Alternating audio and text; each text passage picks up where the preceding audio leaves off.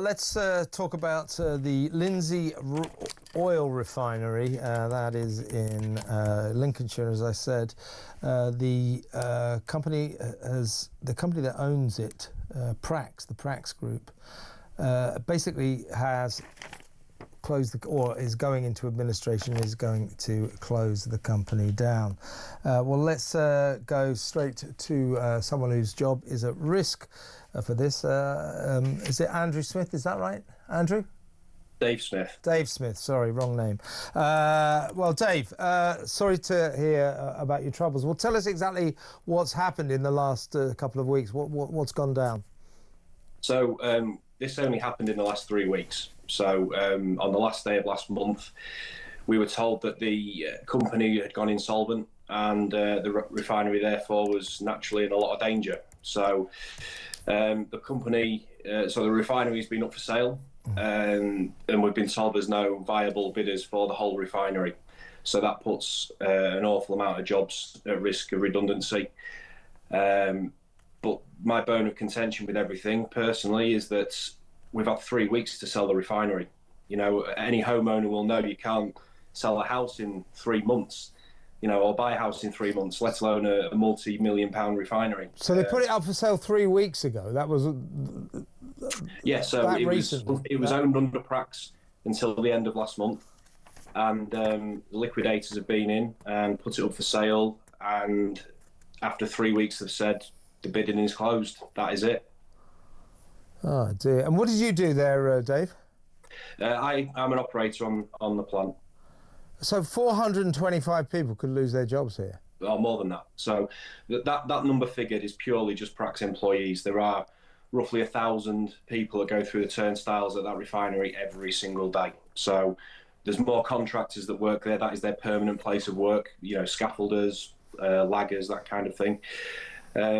And you can multiply that number by 4 or 5 of indirect job losses as well. You know, that you'll have the B&Bs in the area, you'll have the coffee shops, that kind of thing. So you're talking 4,000 to 5,000 potential job losses from the closure of Lindsey Oil Refinery. And could the government have helped, or should they be helping? What could they do? We have asked. We've asked for support. We've asked for a crude ship to come in. Being perfectly honest, the refinery will only refine for another 6 days or so, unless we get a crude ship in today, tomorrow. Otherwise, it will close. So we've asked for that support, and they've not been able to give that. We've also asked for government support with funding for future turnaround and shutdown inspections as an incentive for a buyer to come forward. But it just seems all very, very rushed. And the public need to be aware this was the only British-owned refinery in the country, and it's been left to go. I mean, what has gone wrong? Why is the refinery, you know, not working financially? What exactly is the reason? It was awful mismanagement, and to be honest, I don't want to really get into that because all of the media coverage so far has been about the previous owner, his debts that he racked up against the refinery. I mean, we were paying £5 million a month towards the debt, for argument's sake. So a lot of the media speculation has been about him, where he is, his mismanagement of the company, and it's now about the employees, the amount of job losses, and saving the refinery, saving the infrastructure of the UK. Because Lindsey Oil Refinery has a direct line out of the refinery to Buncefield and down to Heathrow. Yeah, so you supply Heathrow, don't you? Heathrow Airport. Yeah, so it's a key part of the infrastructure of the network in this country. I mean, is it? I mean, apart from, you know, there've been stories of mismanagement, but is this something to do with, you know, our new obsession with greenness and eco? Is it something to do with ecology or net zero? Is that why? I think that's part of it. I think that's part of it, because why else would it be allowed to just be given up after 3 weeks? I mean, yes, it was mismanaged. Yes, it had lost money, but it had started making money in the last few months. So my argument was, why has it not been supported by the government in terms of getting some more oil in, show that the refinery can make money, which it was, on a longer term period, make it more lucrative and attractive for any potential buyer? Yeah. Did you feel, or have you felt over the last few weeks, that the government's just not really very interested in you? Because let's face it, oil refining is not a kind of top net zero activity, is it? Obviously, they've tried to say the right things to us, as all politicians do.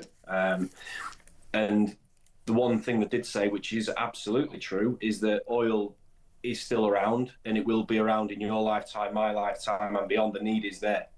And as a nation, we already import finished products. You know, your petrol, your diesel, we import because we don't produce enough. So with the closure of Lindsey Oil Refinery, it's only going to get worse. And you know, as you will be aware, the government has increased spending on defence to 5% of GDP. How is that going to get fueled if we're importing it? That's a very good point. How long have you worked there, Dave? 13 years. 13 years. How are you feeling personally? Thrown under the bus, basically. I feel that until recently, our voice hasn't been heard. Like I said earlier, it's all been about the mismanagement of the company and the owner. And now it's about getting our voice out and the common sense and the reason behind. We can't let another oil refinery go. Grangemouth went 60, 70 days ago. We can't have two go within a matter of 2 to 3 months. It's just crazy. We need to be self-sufficient as a country. Yeah, and would you would maintain? I mean, the mismanagement is one thing, but just because a company is mismanaged, it doesn't mean to say it isn't potentially a functional, possibly profitable company, does it?